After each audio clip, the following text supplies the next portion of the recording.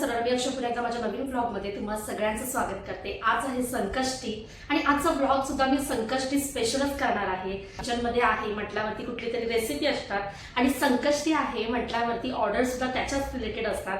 तर आज मी दाखवणार आहे उकडीचे मोदक। तर गेल्या महिन्यात मी पहिल्यांदा उकडीच्या मोदकाची ऑर्डर घेतली होती। आजपर्यंत घरी भरपूरदा घरी गणपती असायचा, माहेरी दरवर्षी भरपूर मोदक बनवायचे, पण कोणाला तरी ऑर्डर घेऊन पैसे घेऊन मोदक मी पहिल्यांदा करून दिले होते। त्याच्यामुळे त्यांनीच आणि ज्यांना ज्यांना मी दिले होते ते मोदक त्या सर्वांना खूप आवडले। आज सुद्धा आम्हाला 41 मोदकांची ऑर्डर आहे, प्लस घरचे बनवायचे असे साधारणतः 50 ते 55 मोदक आता मी बनवायला घेणार आहे। दुपारचे वाजलेले आहेत 3:45, संध्याकाळी 7 वाजेपर्यंत मला ते द्यायचे आहेत। आणि आज करता करता मी माझी रेसिपी तुमच्यासोबत शेअर करण्याचा प्रयत्न करते। तर मी उकडीच्या मोदकाचं सारण ऑलरेडी बनवून ठेवलेलं आहे।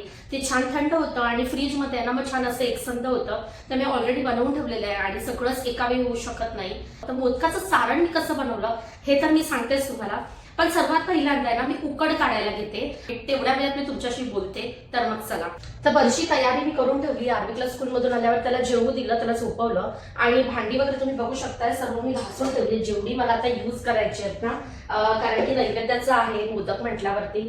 तर मी सगळं लागणाऱ्या गोष्टी आहेत मी इथे घासून ठेवला आणि छान ऊन येतं ना, त्या उन्हामध्ये बरंचसं सगळं सुकतं। तर सगळ्यात पहिल्यांदा उकड काढूया।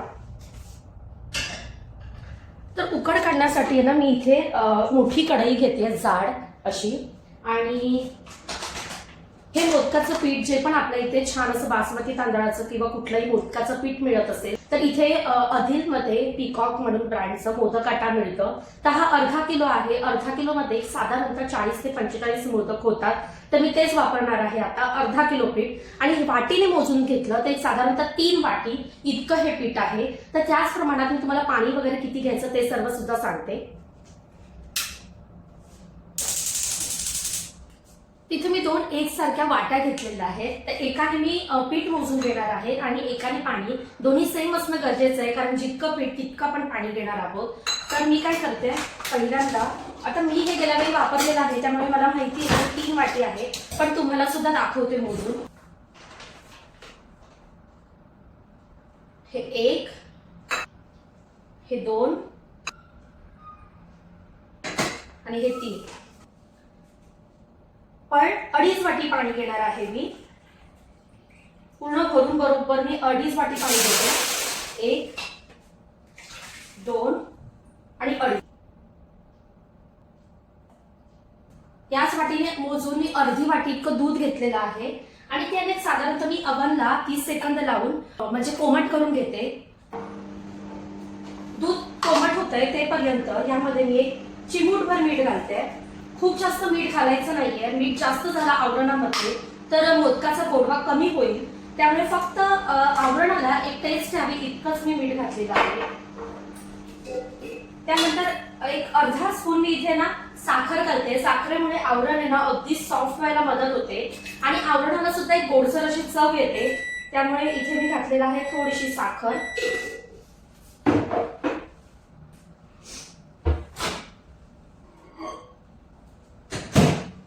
अर्धा वाटीचे आपण दूध घेतलं होतं ना ते मी इथे घालते आणि 1 स्पून आहे ना मी तूप घालते। खूप जास्त तूप नाही घालायचंय, 1 स्पून मी एवढं तूप घातलेलं आहे। तुमच्या घरातल्या कुठल्याही 2 एकसारख्या 2 वाट्या घ्या, त्यातल्या एका वाटीने तुम्ही जेवढं पीठ घेणार आहे ते मोजून घ्या, तितकंच दुसऱ्या वाटीने पाणी मोजून घ्या आणि त्यातलं अर्धा वाटी इतकं दूध घाला। दुधामुळे काय होतं तर मोदक सॉफ्ट व्हायला आणि शुभ्र व्हायला मदत होते।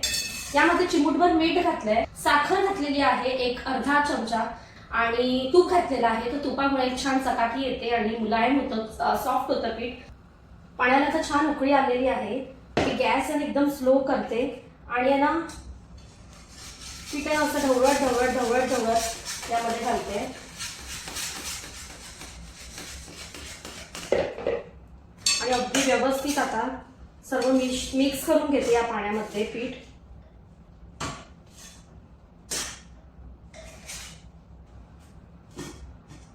व्यवस्थित झाकण लावून ठेवलंय आणि एक साधारणतः 2 मिनिटं पिठाला चांगली उकड लागू दे, त्यानंतर गॅस बंद करायचा आहे। तर एक साधारणतः अर्धा किलो तांदळाचं पीठ आपण घेतलेलं आहे म्हणजे मोदकाचं. त्याच्यामध्ये 40 ते 45 मोदक मीडियम आकाराचे हे तयार होतात. त्याचप्रमाणे त्याच्यासाठी अगदी प्रमाणात सारण किती तयार करायचं. तर कधीतरी काय होतं माहितीये, पीठ जास्त होतं सारण कमी होतं, तर सारण जास्त होतं किंवा पीठ कमी पडतं. तर तुम्ही जर 40 ते 45 या प्रमाणामध्ये मोदक करणार असाल 2 ते 2.5 नारळ इतकं किसून घ्या. तर सारणाची रेसिपी मला यावेळी काही दाखवता आली नाही, तर मी गॅस बंद करते आणि बरोबर 10 मिनिटं हे पीठ असंच ठेवून देते आणि तुम्हाला मी सारण दाखवते. इथे मी 2 डबे इतकं सारण बनवून ठेवलेलं आहे मोदकाचं. कारण मी 50 ते 55 मोदक बनवणार आहे. जर तुम्ही 40 ते 45 करता आहे तर तुम्हाला 2 मोठे नारळ इतकं इनफ आहे किसलेलं खोबरं. आणि जर तुम्ही 50 पेक्षा थोडे जास्त बनवता तर 2.5 नारळ घ्या. सारण कसं बनवायचं, तर जाडबुडाच्या कढईमध्ये साधारणतः 1 चमचा तुपाचा घालायचा. त्यामध्ये किसलेलं सर्व खोबरं घालायचं. जितकं खोबरं आहे, पुन्हा मी तेच सांगते, एका वाटीने मोजून घ्या किसलेलं खोबरं. जितके वाटी खोबरं त्याच्या निम्म गुळ घ्यायचं आहे. तितकं 5 वाटी खोबरं घेतलं तर 2.5 वाटी गुळ मी घेतलेला आहे. त्यामध्ये इलायची पावडर, केसर वेलची सिरप जे तुम्हाला घालायचंय ते घालून एक साधारणतः सारण यांना असं गोळा व्हायला लागलं की गॅस बंद करायचा, खूप जास्त भाजायचा नाही आणि सारण करून घ्यायचं. आता उकड होते तेपर्यंत मी इतर तयारी करून घेते. तर मी या ग्लासामध्ये ना पाणी कोमट करून घेते. मळताना जर पाणी लागलं ना तर आणखी वापरायला. त्याशिवाय इथे उकडण्यासाठी कढईमध्ये पाणी सुद्धा घेऊन घेते.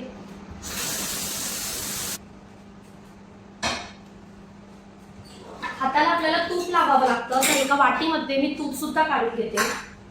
तर एका सरांच्या आहेत ना उकडीच्या मोदकासोबतच ओट्स कुकीजच्या सुद्धा ऑर्डर आहे. तर मी कालच करून ठेवल्या अर्धा किलो ओट्स कुकीज, ज्याच्यामध्ये ड्राय फ्रुट्स वगैरे असं सर्व मी एकदम हेल्दी बनवते. तर त्या बनवून ठेवलेल्या आहेत, म्हणजे आज मोदकासोबत त्यांना देता येईल. आणि आता इथे पीठ हे होत आहे, तर मी मशीनला पीठ मळून घेणार आहे. अटॅच करून घेते आणि गरम गरमच पीठ मळायचं.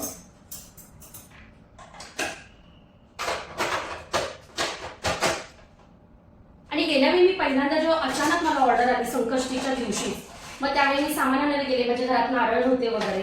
तर ही मशीन ऑनलाईन इथे मिळते. माझ्याकडे भारतामध्ये माझी चांगली लोखंडाची पुरी मशीन आहे, त्यामध्ये मी नेहमी मोदक करत असते. पण मला ना ही ऑनलाईन ही मशीन पाहिली होती आणि आयत्या वेळी संकष्टीच्या दिवशी अचानक आलेल्या ऑर्डरसाठी मला या मशीनने खूप हेल्प केली. तर इथे ही मोमोजसाठी मशीन असते. आता मी तिला ना जरा स्वच्छ करून घेते, कारण की महिनाभर आता मी तिला वापरली नाहीये.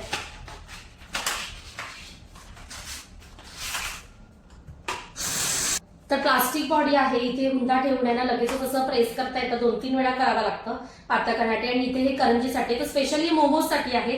करंजी अगदी छोट्या साईज मध्ये होते, पण आयत्या वेळी खूप उपयोगी पडली.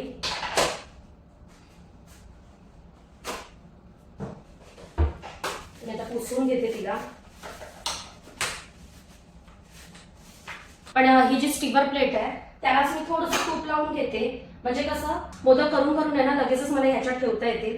तर एक तुपाचा हात लावून घेते. पाणी तर मी त्यामध्ये घातलंच आहे, म्हणजे लगेच मला आहे ना 11 मोदकांची ऑर्डर आहे. तर मी आहे ना खूप जास्त नाही, फक्त 4 जणांची ऑर्डर घेतलेल्या आहे. कारण मोदक करायला वेळ लागतो आणि 4 जणांच्या ऑर्डरमध्ये 41 मोदक आहेत. शिवाय मला घरच्यासाठी करायचे आहेत, तर 10-15 घरची मोदक होतात, तर मग वेळ लागतो. त्यामुळे मी तितकेच घेतलेले आहेत ऑर्डर. त्यात आहे ना सारण आहे ना ज्यावेळी आपण असं करून ठेवतो ना त्यावेळी गुळ आहे ना थोडं खाली बसतं. तर मी काय करते माहिती, हे दोन्ही आहे ना एका कढईमध्ये काढते. पहिल्यांदा या डब्यातला काढते, म्हणजे मला ना वर खाली करता येईल असं व्यवस्थित.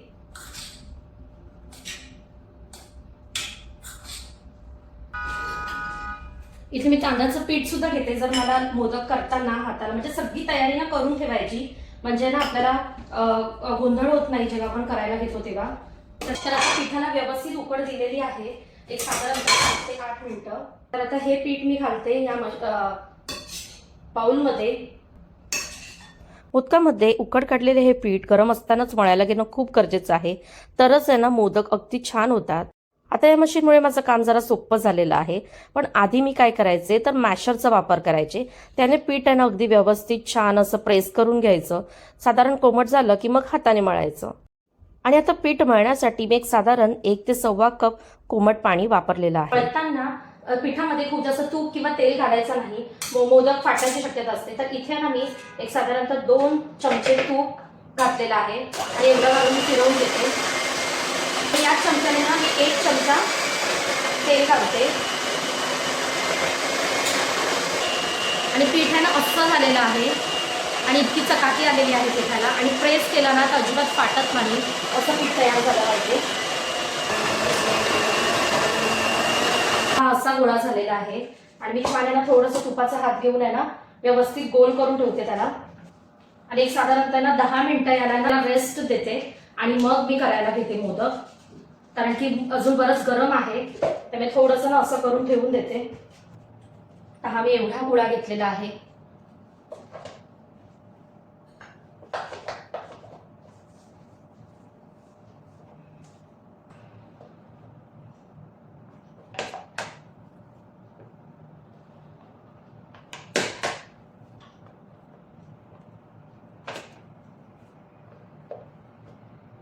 तो जो भाग जाडा आहे ना तो मी पुन्हा ठेवते याच्यामध्ये आणि व्यवस्थित पातळ करून घेते आणि इतकी पातळ पारी करून घेते. सारण केवढं भरते मी यामध्ये,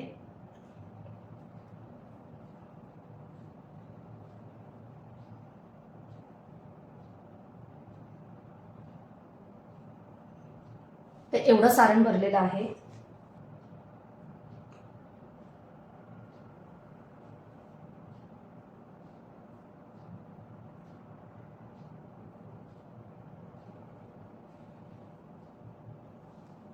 सारण खाली ठेवायचं, दाबायचं आणि अगदी व्यवस्थित हलक्या हाताने, म्हणजे पाकळ्यात ना मोडत नाहीत.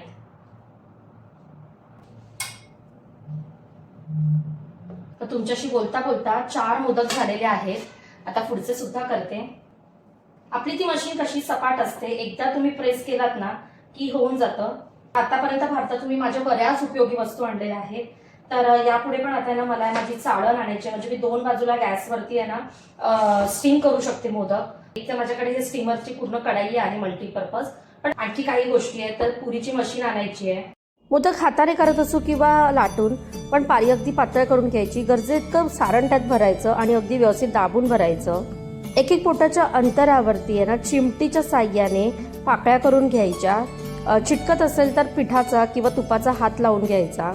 मग अलगद सर्व पाकळ्या जवळ आणायच्या. मोदक हातावरती ना गोल फिरवत सर्व पाकळ्या व्यवस्थित बंद करून वरचं जे एक्स्ट्राचं पीठ असेल ना ते काढून घ्यायचं, ज्यामुळे मोदकाचा पिठाळपणा कमी लागतो आणि यातल्या सारणाची चव चांगली लागते. आणि वाटलंच तर असं चिमटीच्या साह्याने पाकळ्या अगदी व्यवस्थित करून घ्यायच्या. 9, 10, 11 झालेले आहेत आणि म्हणजे एकाची ऑर्डर आहे ही. आणि त्यामध्ये ना मी एक करंजी घालणार आहे 12वी. तर करंजी कशी करते ते सुद्धा तुम्हाला दाखवते. हातावरच करायची करंजी, लाटून वगैरे नाही. सर्व बाजूने समान ह्याला मी व्यवस्थित असं पातळ करून घेते आणि बरोबर मधोमध आहे ना याला असं सारण ठेवायचं.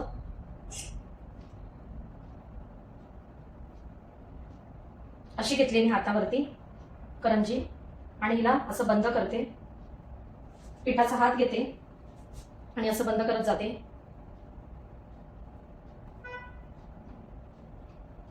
कडा बंद करून घेतल्या की पुन्हा मी हाताला असं पीठ घेते आणि हे प्रेस करते, फोल्ड करते. असं press fold, press fold, press fold.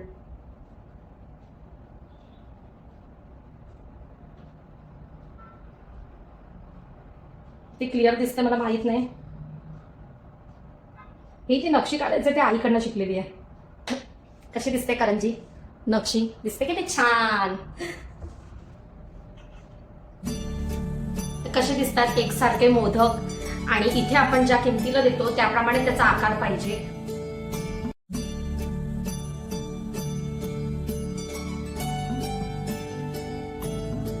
प्रत्येक मोदकावर 1-1 केसराची ना काडी टाकलेली आहे. त्यामुळे मोदक आता उकडताना वाफेमुळे केसराचा रंग ना मोदकावरती छान उतरतो. मीडियम फ्लेमवर ठेवते.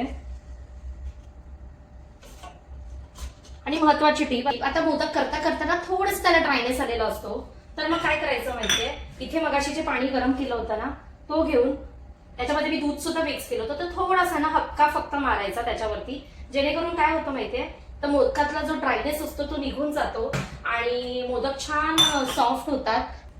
तर ही सुद्धा माझ्याकडनं एक टीप असू शकते. आता फर्स्ट राऊंड जो स्टीमला लावलेला आहे तेपर्यंत आहे ना मी इथे सेकंड राऊंड जे 12 आहे ना गोळे म्हणजे हुंदे आम्ही म्हणतो ते करून घेतलेले आहेत मी. आणि आधी कुठलेले आहेत तर मी आहे ना त्याला पहिल्यांदा दूध आणि कॉर्नफ्लेक्स ते खायला आणि मग माझं सेकंड राऊंड करायला घेते. तर मग पहिल्यांदा त्याला ना दूध देऊन घेते म्हणजे कारण की 5:30 वाजलेले आहेत. संध्याकाळच्या नाश्त्याला मी त्याला कधी कॉर्नफ्लेक्स, कधी बिस्किट, कुकीज.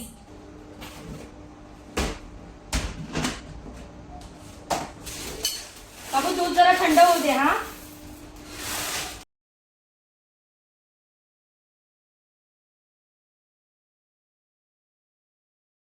तर पहिल्यांदा आरवीला नाश्ता दिला आणि आता मोदक जे स्ट्रीम होत आहेत ते कसे दिसत आहेत ते दाखवते.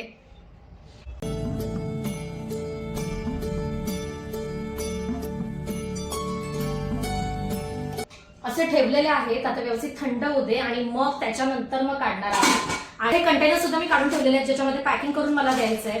त्यामध्ये मोदक आहे ना अगदी व्यवस्थित राहतात, अजिबात प्रेस होत नाही कारण की बरीच मोठी स्पेस असते. तर यामध्ये मी नेहमी मोदक देते.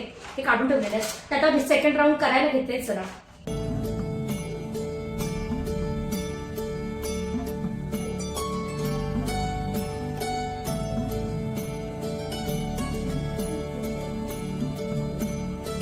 भले पण मोदक आहे ना आता करून करून प्रॅक्टिस होते तरी सुद्धा घरामध्ये करणं आणि कोणाला तरी करून देणं की मी हा देते कमिट करणं आणि करून देणं ही वेगळी गोष्ट असते. तर प्रत्येक वेळी भले आपण करत असलो ना तरी पण एक बॅक ऑफ द माइंड आहे ना टेन्शन असतं की व्यवस्थित होतील ना, उकड छान निघेल ना, असे रात्रभर असंख्य प्रश्न डोक्यात असतात.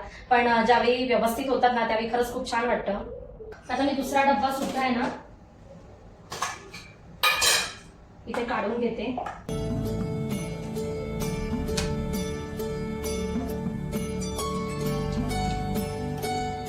एक मोदक जर असं फुटलेला आहे तर एक मोदक आता सेकंड राऊंड मधला यामध्ये ठेवते आणि बघू शकताय केवढी मोठी साईज आहे आणि छान. तर मी याला थोडे गरमच हवे यासाठी लावते हलक्या हाताने. मी इथे ठेवून देते.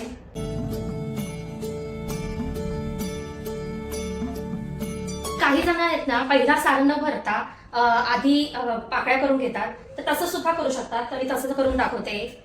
इथे मी पहिल्यांदा पाकळ्या करून घेतल्यात आणि मग यामध्ये मी सारण भरते. दोन्ही पद्धतीने सेम होतं, ज्याला जशी जमते ना.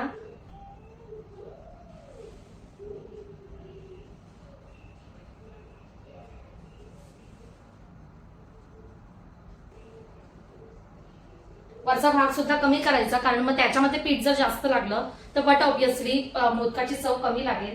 त्यामुळे आता 7 वाजता आहेत आणि पहिली ऑर्डर माझी एका सरांची रेडी आहे. तर त्यांच्या 12 आणि 5 मोदक असे सेपरेट 2-2 होते ते पॅक केलेले आहेत आणि प्लस त्यांचे हाफ केजी ओट्स कुकीज होते ड्रायफ्रुट्स वाले. तर ते आता मी सर्वांना रेडी ठेवते. त्यांना मेसेज केला की सर ऑर्डर रेडी आहे तर तुम्ही या घ्यायला.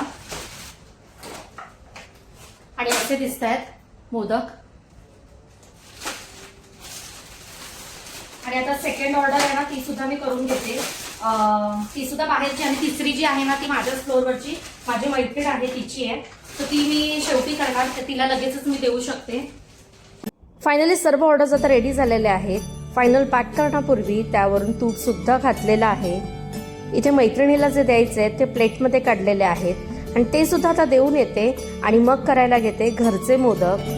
आणि मी बरोबर सांगितल्याप्रमाणे आजच्या संपूर्ण साहित्यामध्ये एकूण 52 मोदक तयार झालेले आहेत, ज्यापैकी 41 तर ऑर्डरचे आहेत आणि बाकी 11 घरातल्या नैवेद्यासाठी. आणि सारणामध्ये मी ड्रायफ्रूट सुद्धा घालते. ते सांगायचं राहिलं होतं. मनुके, काजू, बदाम हे तिन्ही. आणि तर मी सांगितल्याप्रमाणे अर्धा किलोचं जर तुम्ही मोदकाचं पीठ घेतलं तर त्यामध्ये एक साधारणतः 45 ते 50 तुम्ही बघितलातच मी कोणत्या साईजचे केले. एकदम छोटे नाही किंवा एकदम मोठे नाही. तर मीडियम साईजचे 50 मोदक एवढे होतात. तर ह्या प्रमाणात तुम्ही सुद्धा जर तुम्हाला पाहिजे असेल तर करून बघू शकता.